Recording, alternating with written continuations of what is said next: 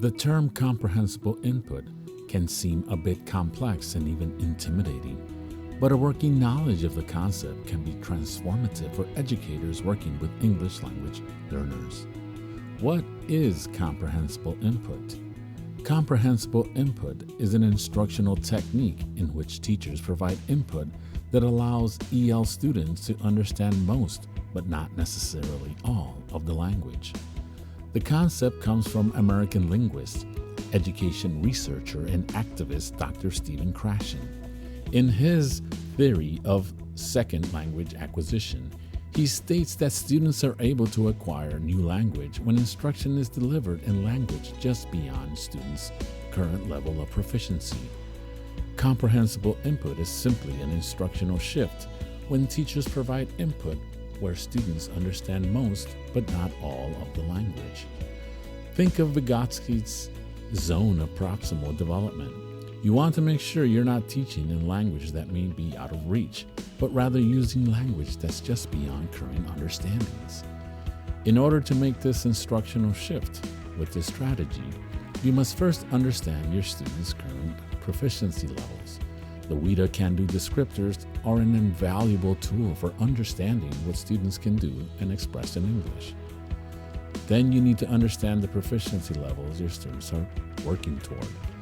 Delivering comprehensible input is a lot like scaffolding, except you aren't just focusing on content knowledge, but also language proficiency in the domains of reading, writing, speaking, and listening.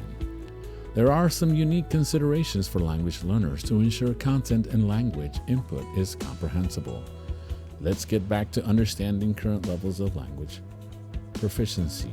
In the Broadhead School District, you can contact me, Mr. Garcia, as your ELL specialist, so you can have access to all the information for each student's language proficiency.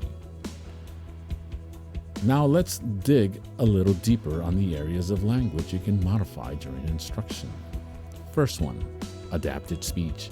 Use less complex vocabulary whenever possible.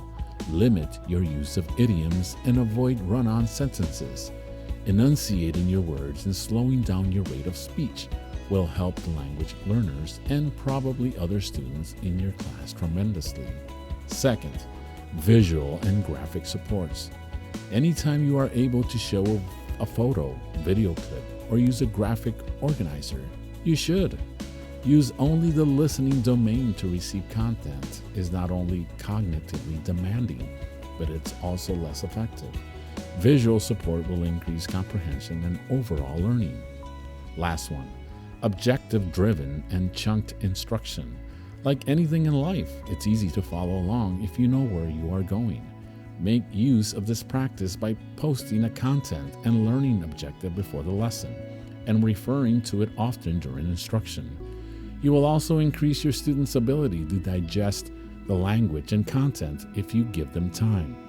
If you break your direct instruction or lecturing time to no more than 10 minutes for older students and 5 minutes for younger students, you maximize their learning.